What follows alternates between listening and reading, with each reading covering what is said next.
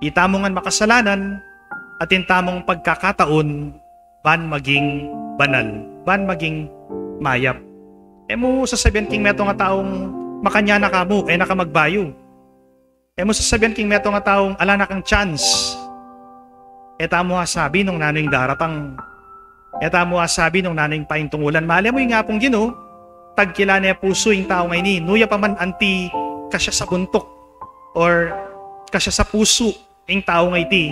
Istong yung grasya na ni nga pong Ginoo, yung migla po, magbayo at magbayo ya yung tao ngayon ni.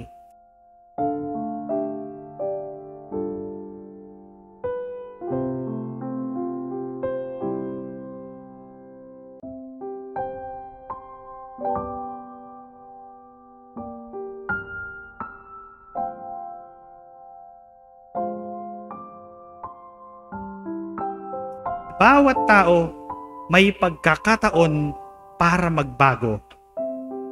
Ang bawat tao may pagkakataon para magbago sa mabuti.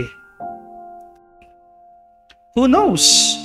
The person you judge negatively may just have one day a change of heart. Metanoia, metanoite, metinuia, and become the saint of our generation. Who knows? Malay mo, malay natin. Yung taong katabi mo pagdating ng panahon, maging santo pala. Diba? Walang makapagsasabi. Kaya wag nating sukatan. Wag nating laitin. Wag nating markahan. Do not demarcate. Do not put limit or boundary to a person. Why? Because conversion is always possible. Let me repeat. Conversion is always possible. Like Saint Paul, in today's feast, he was converted.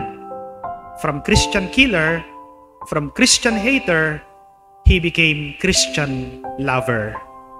May Saint Paul, the Apostle, intercede for us. Amen.